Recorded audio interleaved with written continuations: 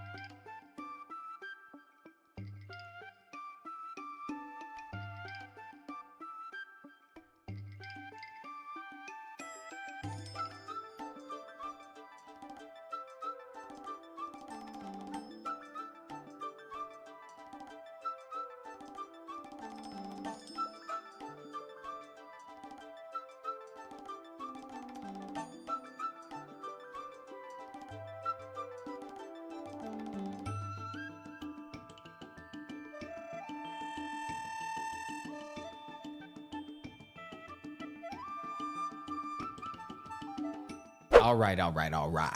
Y'all saw the cook. Now it's time to show you the recipe. You know what I mean? Now you got to know how to cook it up yourself.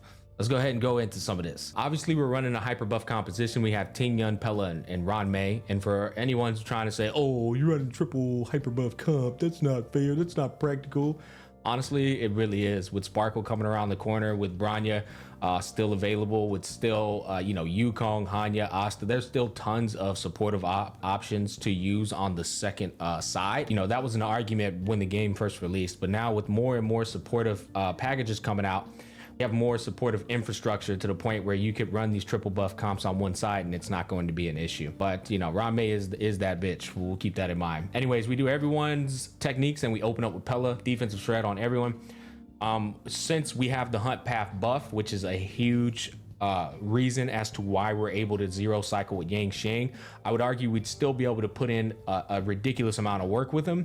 But being able to gain access to a completely extra turn, which is what I was trying to tell y'all in the tournament, that is just massive, especially for somebody like Yanqing. I'm running with an ER rope. It's incredibly important so that he gets his ult up more. I told y'all this. If you watched me since day one, you know, I said him with an ER rope was always the move. So anyways, not to get off topic, ER rope's huge on him. You notice we hostage Yanqing's ult. I mean, Yukong down, bro. I swear, Grandpa smack, dog. Oh my God. Ting Yun, we hostage Ting Yun's ult until after Yanqing uses his first skill. So Yanqing uses first skill. Now we dance plus buff Yanqing. And then we use the benediction buff on him as well. We're going all in on this 8 because we're looking to one-shot him with Yanqing. Okay, so now we're gonna go ahead and pop her ult. And now this dude has 2 different defensive shreds. No, 3 different defensive shreds from Pela. The light cone, her technique, and now her ult are all on this guy. So once Ron Mei auto attacks over here, notice we intentionally don't break his shield with Ron Mei because we want to save that break for Yanqing, because now we have all type res pin plus defense ignore from my E1 Ron Mei. So now the break's going to be way more powerful. So all this damage you see from Yanqing isn't just him, it's Ron Mei's break on top of his ult, which is ridiculously strong. Bang! So there's a break in there. As you can see, it's kind of hard to see it, but it says 62,915. So 62 of that comes from Ron Mei, which actually is still insane, because that goes to show you how strong Yanqing actually is, bro. It's ridiculous. So yeah, that's all she wrote. Now this was the craziest thing. That was an auto attack, ladies and gentlemen.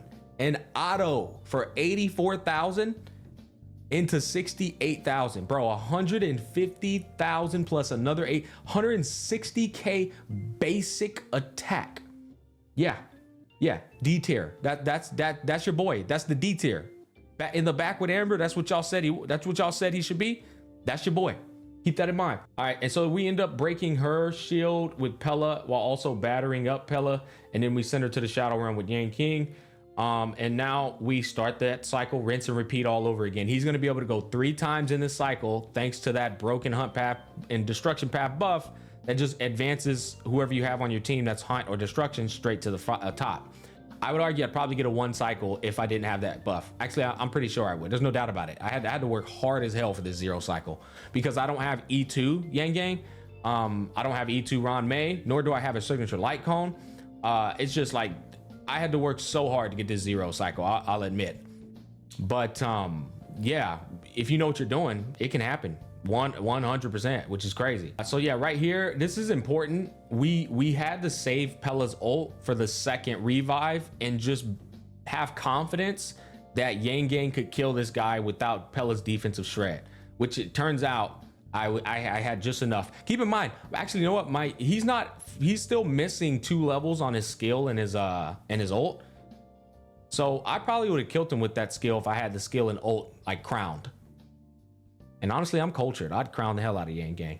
So now that we did that, we battery up Yanqing, and then we put the defensive shred on them for the 2nd portion of his health remaining. And at this point, and then we put the E4 ice resistance on him. So there's a lot of debuffs on this dude. At this point, it's all up to Yanqing to finish it strong. And that's what he did. He finished strong. Bro literally came in there and said, I'm not the protege, I'm the prodigy. You know what I'm saying? Then he went in. Which, oh man, I was like, dude, 60% health, I'm not gonna lie. I was definitely concerned. But what I learned is I killed him with just the ult. He still had a chance to follow up after this. So this deer was done even if that didn't kill him, if Yanqing's follow-up happened afterwards. The follow-up can happen for like anywhere from 60 to 100k, if I'm being honest. But yeah, so it shows you that Yanqing actually cleared that no issue. The only problem was getting his energy recharge up enough to use the ult 1 more time. So there was definitely some skill going into that and some insight, some strategy, but it ended up happening, man. And that's gonna wrap it up though, guys. That was a quick one. I hope y'all enjoyed this. I hope you at least realize and acknowledge that Yanqing is not a D tier DPS by any means. This is proof. Y'all know I back up every goddamn thing I say. But if you don't admit this to yourself today, well, then we know that you're just incapable of, reason and logic. And, that's unfortunate. Y'all take care. I'm out.